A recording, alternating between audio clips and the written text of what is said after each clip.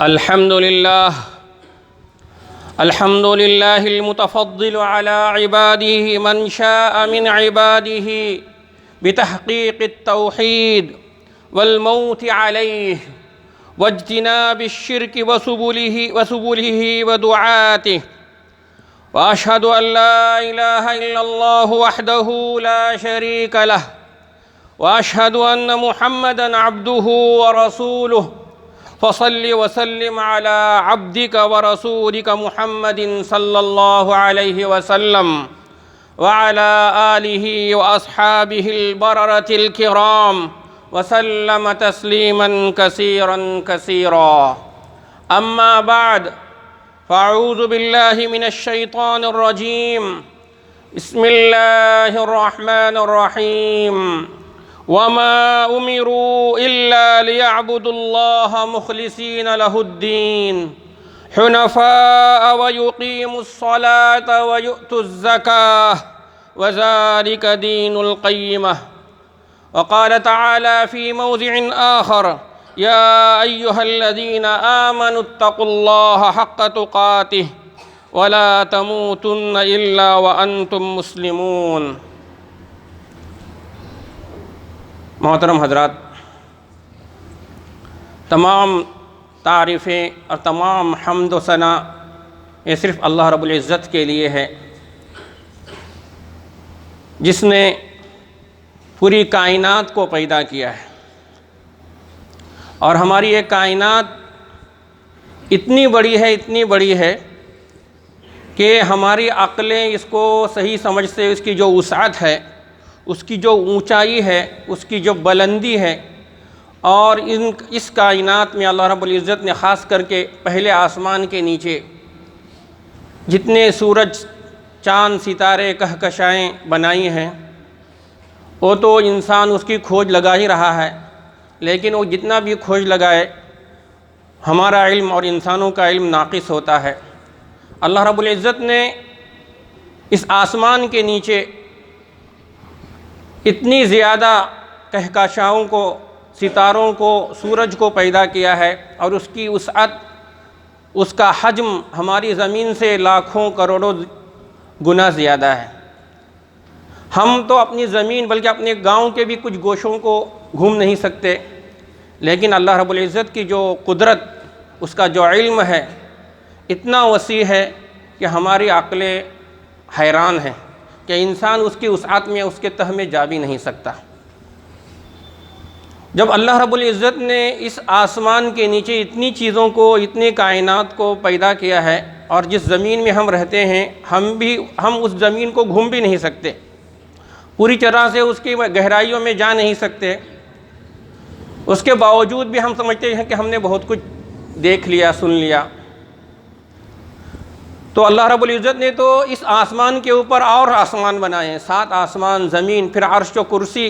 اس کی اتنی زیادہ وسعت ہے کہ خود اللہ نے قرآن مجید میں ارشاد فرمایا: وسع کرسیہ السماوات والارض. اللہ رب العزت کی جو کرسی ہے، کرسی سے مراد ہماری عقل، جو ہم بیٹھتے ہیں وہ کرسی نہیں ہے، بلکہ جس طرح یہ آسمانوں کی وسعت ہے اس سے بھی زیادہ. وسع کرسیہ السماوات، 7 آسمان اور زمین سے بھی زیادہ وسعت، اتنی بڑی اللہ رب العزت کی کرسی ہے. پھر اس کا عرش کا کیا ہے، اس کے آگے کیا ہے، ہم نہیں جانتے. ہمارا علم ناقص ہے. ہمارا آج کا علم، آج جو چیز سائنسدان بناتے ہیں، کل اس کو کیا کرتے ہیں، نفی کرتے ہیں کہ نہیں، ہماری تحقیق غلطی ہے، ایسا ہے. تو جب اللہ رب العزت کی ذات اتنی عظیم ہے، اس کا علم اتنا وسیع ہے، تو پھر ہمارا حق یہ بنتا ہے کہ اللہ رب العزت نے ہم کو اشرف المخلوقات بنایا ہے، یعنی تمام مخلوقات میں سب سے زیادہ معزز، مکرم، اشرف. قرآن مجید میں اللہ رب العزت نے خود فرمایا: وَلَقَدْ كَرَّمْنَا بَنِي آدَمَ وَحَمَلْنَاهُمْ فِي الْبَرِّ وَالْبَحْرِ. ہم نے بنی آدم کو فضیلت بخشی، اور سمندروں کو، اور سمندروں میں اور خشکی میں اس کو کیا کر دیا، اس کے لیے اللہ رب العزت ان کو پیدا کیا. خود اللہ رب العزت نے سمندر کو اور خشکی کو ان کے لیے مسخر کیا. انسان سمندروں کے اوپر جاتا ہے، اس کے تہ میں جاتا ہے، پھر آج کل تو سائنس اور ٹیکنالوجی اتنی آگے بڑھ گئی ہے کہ سمندر کے اندر کی جو پنڈبیاں ہیں مطلب آبدوزیں ہیں، اس کے علاوہ کتنی چیزوں کو انسان نے ایجاد کیا ہے جس سے وہ سمندر کو سے فائدہ اٹھا رہا ہے۔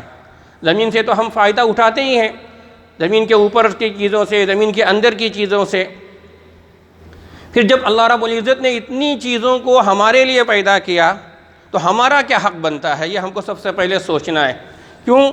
اللہ رب العزت نے ہم کو عقل دی ہے، اور اس عقل کے ذریعے ہم کو یہ سوچنا ہے کہ اللہ رب العزت نے ہم کو کیوں پیدا کیا۔ اس کا جواب تو خود اللہ رب العزت نے قرآن مجید میں دے دیا ہے، وَمَا خَلَقْتُ الْإِنسَ وَالْجِنَّ إِلَّا لِيَعْبُدُونَ، کہ انسان اور جنات کو میں نے اپنی عبادت کے لیے پیدا کیا ہے۔ ہماری یہ عبادت کس طرح ہونی چاہیے، عبادت کس طرح ادا کرنی چاہیے، اس کا طریقہ کیا ہے۔ قرآن مجید کے اندر عبادتوں کے کتنی اقسام بتائی گئی ہے۔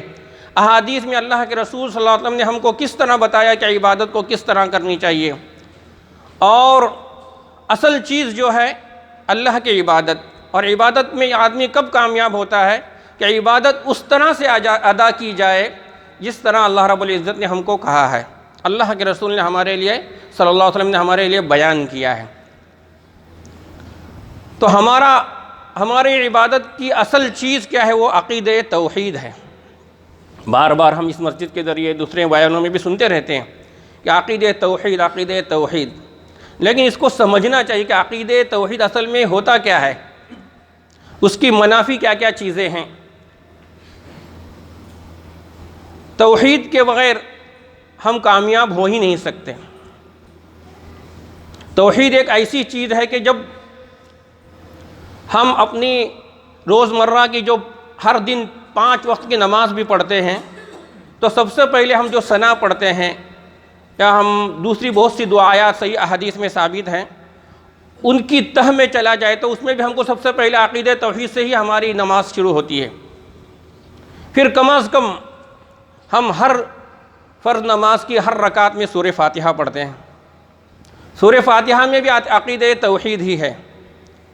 جب اتنی چیزیں ہم اپنی دن کی عبادات بھی عقیدہ توحید سے کرتے ہیں، اور ہم اپنی نمازوں میں اس کو پڑھتے ہیں، اس کے باوجود بھی ہم زمین کے اندر اتنی گمراہی کو کیوں دیکھتے ہیں؟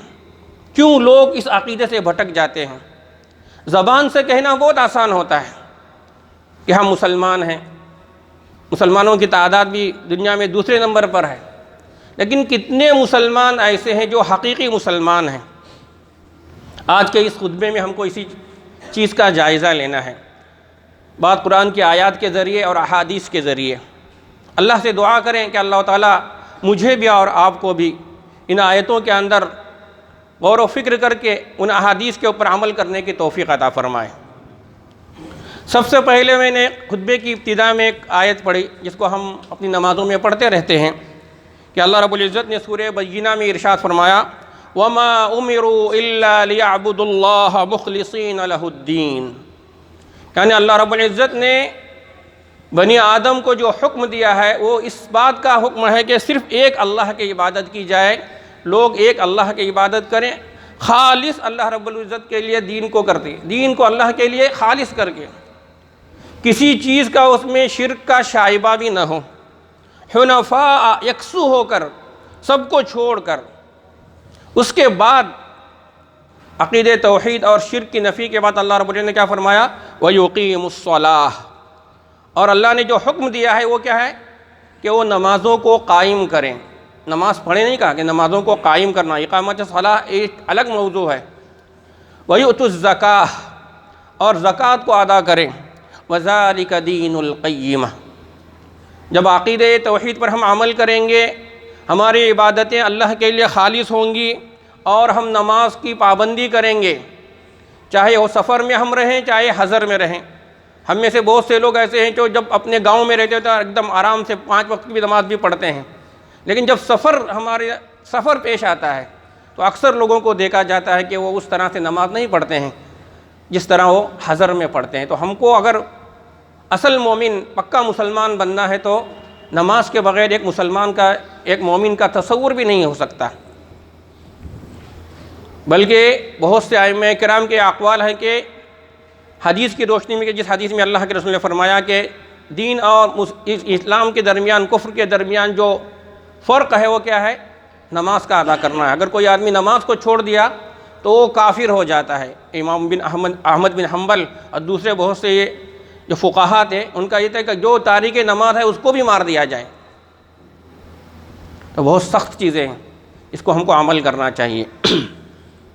ایک دوسری آیت جس میں اللہ رب العزت نے ارشاد فرمایا، یا ایھا الذین آمنوا اتقوا اللہ حق تقاتہ ولا تموتن الا وانتم مسلمون۔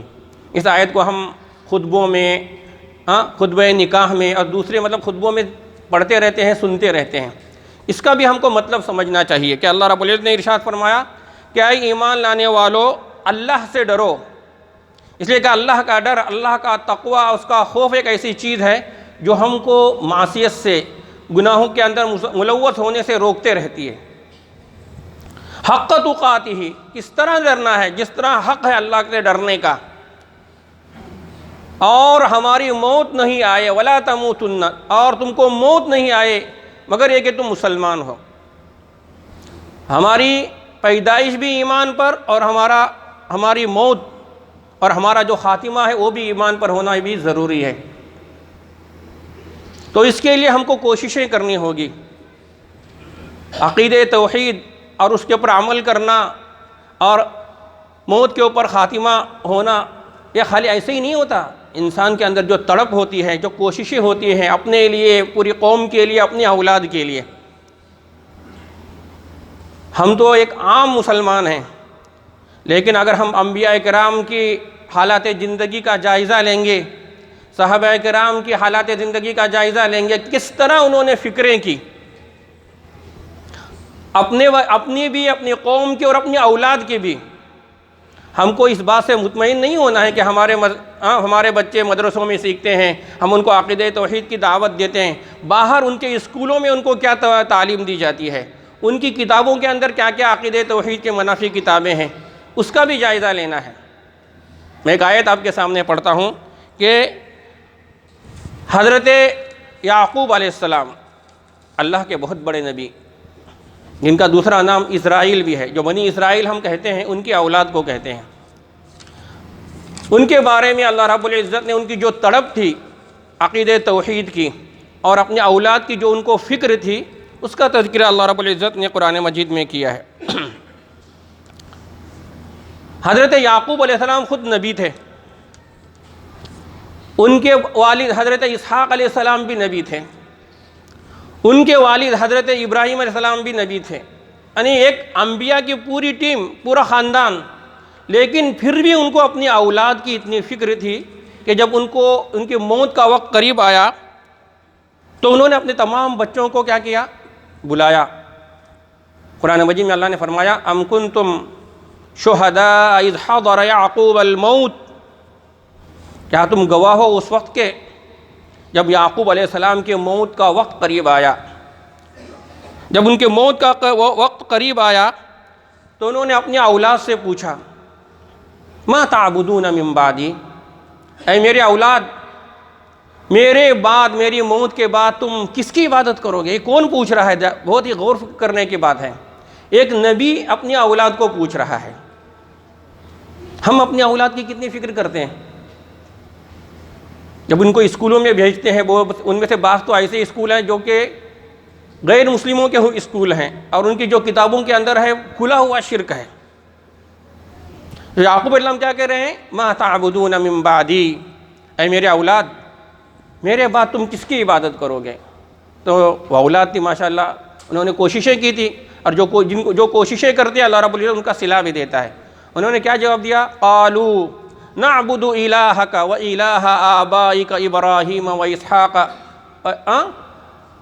اے ہمارے ابا، ہم تو آپ کے معبود کی عبادت کریں گے، اللہ ہی کی، و الہ آبائک ابراہیم، آپ کے جو باپ تھے ابراہیم علیہ السلام دادا، اور ان کے ابا جو تھے اسحاق علیہ السلام، ان کا جو دین تھا، ان کا جو معبود تھا، ہم اس کی اتباع کریں گے۔ اللہ رب العزت نے خالی اس آیت کو تذکرہ، قرآن کے ایک ایک آیتوں کے اندر ہمارے لیے نصیحت، عبرت ہوتی ہے۔ تو یہاں پر ہم بیٹھے ہوئے ہیں، سب سے پہلے ہم کو جائزہ لینا چاہیے، اس لیے کہ اللہ کے رسول صلی اللہ علیہ وسلم نے بہت سی احادیث میں اس بات کا اشارہ دیا کہ قیامت کے قریب ایسا بھی وقت آئے گا کہ آدمی اپنے گھر سے نکلے گا مسلمان ہو کر، واپس جب آئے گا تو وہ کفر کی حالت میں آئے گا۔ ہمارے بچے مسلمان ہو کے جاتے ہیں غیروں کے اداروں میں اور کفر اور شرک کو پڑھ کے واپس آتے ہیں، یا اتنی دنیا کے اندر گروہ اور اس کے علاوہ جماعتیں ہو گئی ہیں جن کی کوششیں ہی ہے، چاہے وہ قادیانیت ہو، بہائیت ہو، اور اس کے علاوہ کتنے گمراہ فرقے امت میں ہر زمانے میں تھے، اس زمانے میں تو کم ہیں، اور نہ پہلے اور دوسری صدی ہجری کا جائزہ لیا جائے تو اسلام کو ختم کرنے کے لیے تمام قومیں یکجا ہو گئی تھیں۔ تو بہت ہی ضروری ہے ہمارے لیے اور آپ کے لیے کہ یہ جو فتنے کا دور ہے، اس دور میں اگر ہم نے اپنی اولاد کی ان کے عقیدے کی فکر نہیں کی، ان کی تعلیم کی فکر نہیں کی، ہم آزاد ہو گئے ان کو اسکولوں میں بھیج کر، تو قیامت کے دن ضرور اللہ رب العزت ہم سے پوچھے گا۔ اس لیے کہ کلکم راعن، اللہ کے رسول صلی اللہ علیہ وسلم نے فرمایا کہ تم میں سے ہر ایک نگران ہے، ومسئول عن رعیتہ، اور اس کے زیر نگرانی جتنے بھی لوگ ہیں اس کے بارے میں پوچھا جائے گا۔ ایک باپ اپنے بچوں کا اور اپنی بیوی کا نگران ہے، ایک ماں وہ بھی اپنے بچوں کی اور اپنے شوہر کی چیزوں کی نگران ہے، ایک استاد اپنے اسکول کا، ایک ماں جو مسجد کے ذمہ دار ہیں وہ اپنے مسجدوں کی ہر چیز، جتنی بھی ذمہ داریاں اللہ رب العزت ضرور پوچھے گا۔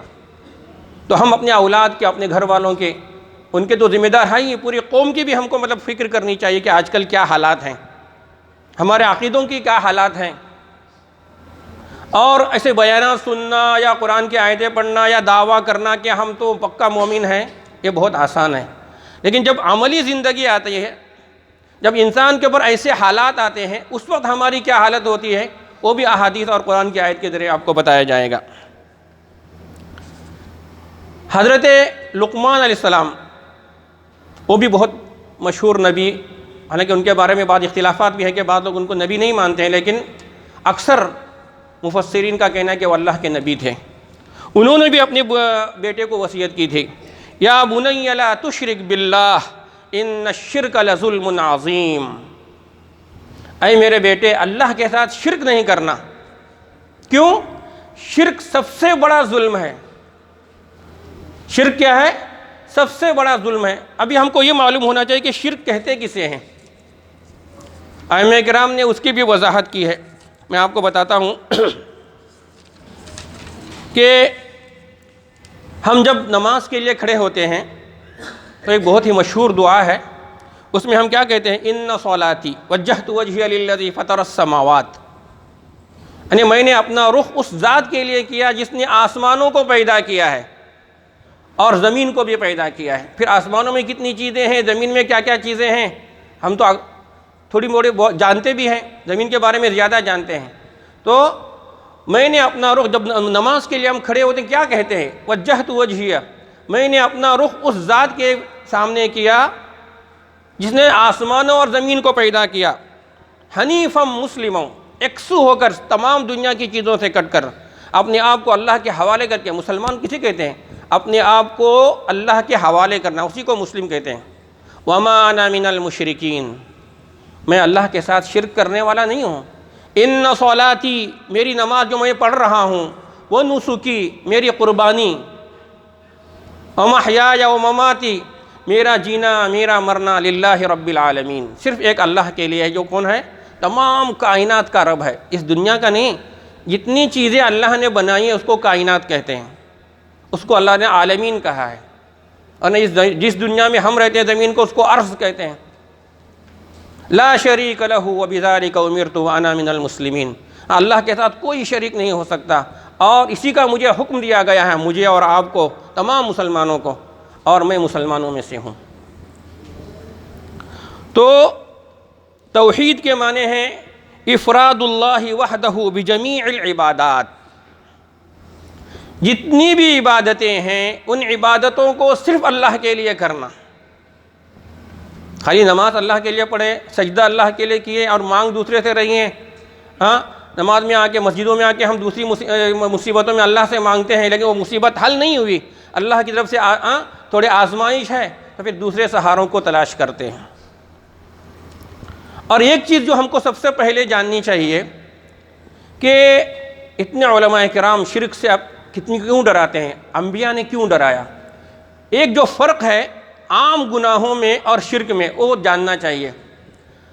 اگر کوئی آدمی چوری کرتا ہے، زنا کرتا ہے یا دوسرے گناہ کرتا ہے، تب بھی وہ مسلمان رہتا ہے، وہ اسلام کے دائرے اسلام سے خارج نہیں ہوتا۔ اللہ اس کو مہلت بھی دیتا ہے کہ توبہ کرے سچے دل سے، تو اللہ رب العزت کیا کرے گا؟ اس کو معاف کرے گا۔ لیکن شرک ایک ایسی چیز ہے، اگر کوئی آدمی 50 سال تک اللہ کے ساتھ شرک نہیں کیا، 50ویں سال اللہ کے ساتھ شرک کیا، اور اس عرصے میں اس نے حج کیے ہیں، عمرہ کیے ہیں، اتنے تقریباً 40-50 رمضان کے روزے رکھے ہیں، وہ عبادتیں شرک کرنے سے ختم ہو جاتی ہیں، اس کا ثواب ختم۔ اللہ رب العزت نے اپنے نبی کو بھی اس قرآن میں مخاطب کیا اور کہا کہ لئن اشرکت لیحبطن عملک، اے نبی تو شرک کر ہی نہیں سکتے، پھر بھی اللہ نے امت کو ڈرایا کہ اے نبی اگر آپ بھی شرک کرتے، اللہ رب العزت آپ کے تمام اعمال کو ختم کرتا۔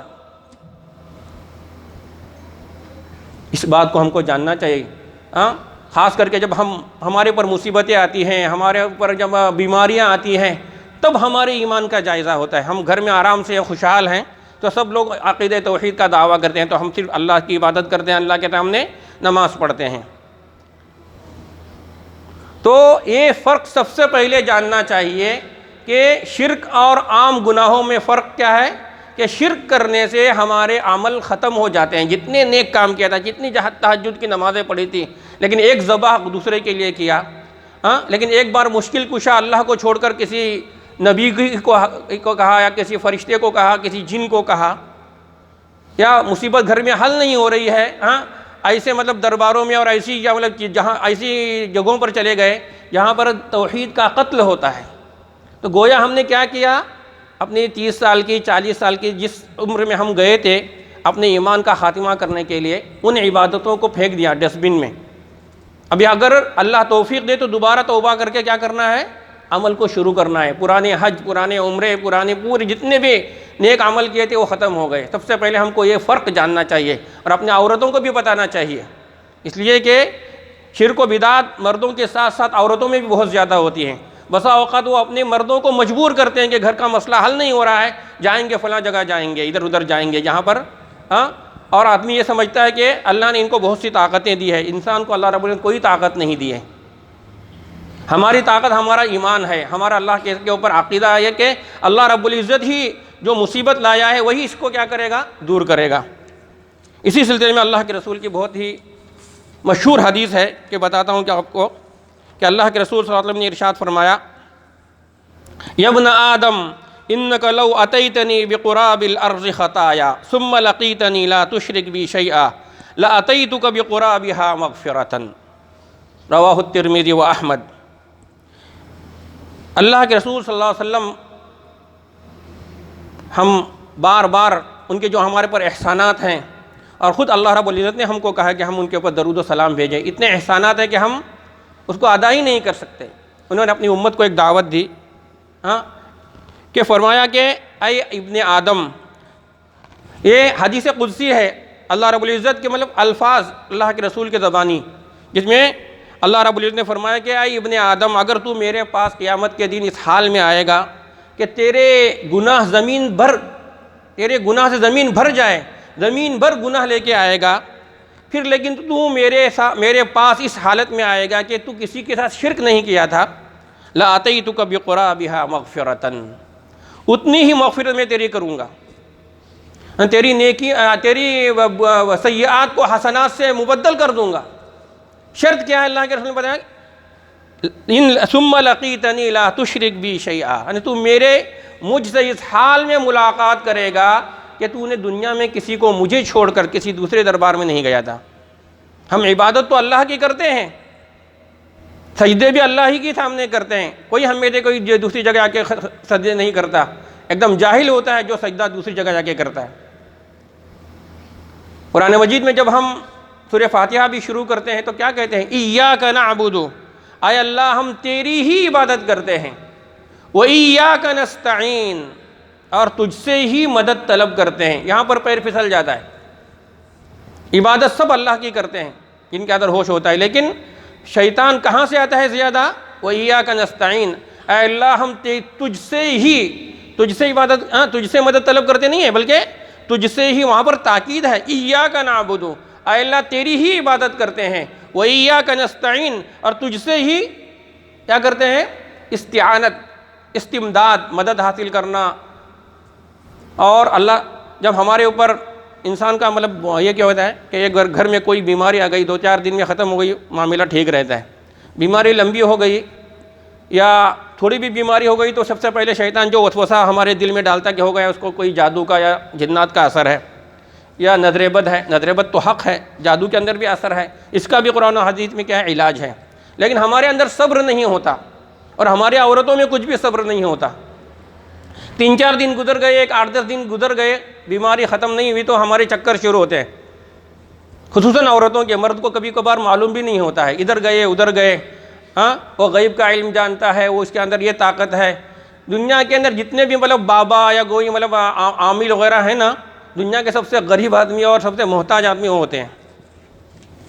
کسی کے اندر علم غیب نہیں ہوتا ہے۔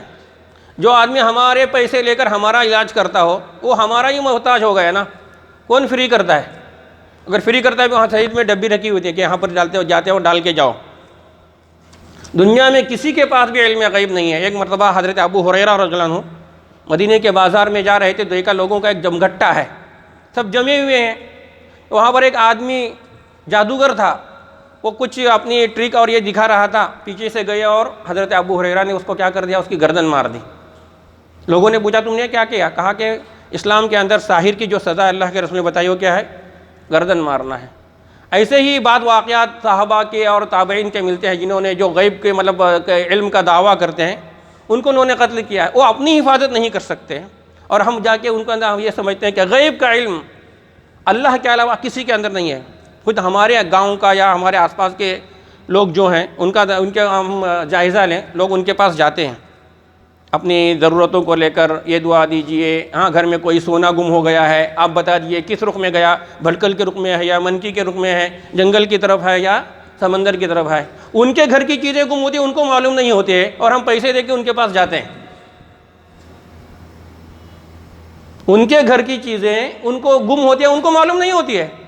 ایک کیا ہے؟ یہ بزنس ہے، تجارت ہے، اور اسی سے ہی ہمارا ایمان کیا جاتا ہے؟ لوٹ جاتا ہے۔ اس لیے کبھی بھی دھوکہ مت کھائیے، اللہ نے کبھی بھی کسی انسان کو علم غیب نہیں دیا ہے۔ اگر کوئی آدمی دعویٰ کرتا ہے تو وہ جھوٹا ہے، کوئی آدمی دعویٰ کرتا ہے وہ جھوٹا ہے۔ پرانے زمانے میں ایسا ہوتا تھا جب اللہ کے رسول صلی اللہ علیہ وسلم نبی بننے والے تھے تو اس سے پہلے شیاطین آسمان میں جاتے تھے، بسا اوقات کوئی چیز سنتے تھے، فرشتے جو باتیں کرتے تھے، اور دنیا میں آ کے جو جادوگر یا دوسرے لوگ ہیں نجومی، ان کے پاس جا کے مطلب کوئی ایک چیز بتاتے تھے، مطلب آج بارش ہونے والی ہے، تو نجومی کیا کہتا تھا کہ 10 دن بارش ہونے والی ہے، 3 دن بارش ہونے والی ہے، یا کوئی مصیبت آنے والی ہے۔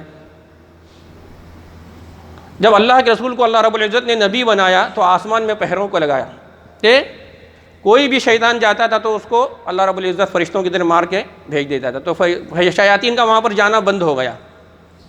پھر ان کے اندر یہ تجسس پیدا ہوا کہ ایسا کیوں ہوا۔ پھر ان کی ایک جو جماعت اللہ کے رسول صلی اللہ علیہ وسلم کے پاس سے گزری، انہوں نے قرآن مجید کو سنا، اللہ کے رسول کی باتوں کو سنا، پھر انہوں نے اپنے قوم کو جا کے بتایا، جس کا قرآن مجید میں ذکر ہے۔ تو جنات کو بھی علم غیب نہیں ہوتا۔ بہت سے لوگ سمجھتے ہیں جس کے پاس جن ہے ان کے پاس علم غیب ہے۔ حضرت سلیمان علیہ السلام کے پاس اللہ رب العزت نے ان کے لیے جنوں کو مسخر کر دیا تھا، جنات ان کے پاس کام کرتے تھے، اور بیت المقدس کی تعمیر ہو رہی تھی، مسجد اقصیٰ کی تعمیر ہو رہی تھی۔ اسی دوران حضرت سلیمان علیہ السلام کی وفات ہوئی، وہ دیکھ رہے تھے، نظارہ کر رہے تھے کہ بیت المقدس بن رہا ہے۔ اسی دوران ان کی موت ہو گئی، اور ان کا جو عصا تھا اس کے اوپر ٹیک لگائے ہوئے تھے، اور ایک مدت تک، اس میں اختلاف ہے قرآن مجید میں، اس کی کوئی حدیث میں وضاحت نہیں کہ کتنی مدت ہے وہ۔ حضرت سلیمان علیہ السلام اسی عصا میں ٹیک دیتے رہے، اور دور سے جنات اور شیاطین دیکھ رہے تھے کہ سلیمان علیہ السلام بیٹھے ہوئے ہیں۔ ان کے ڈر کے مارے انہوں نے پوری تعمیر مکمل کی۔ جب تعمیر مکمل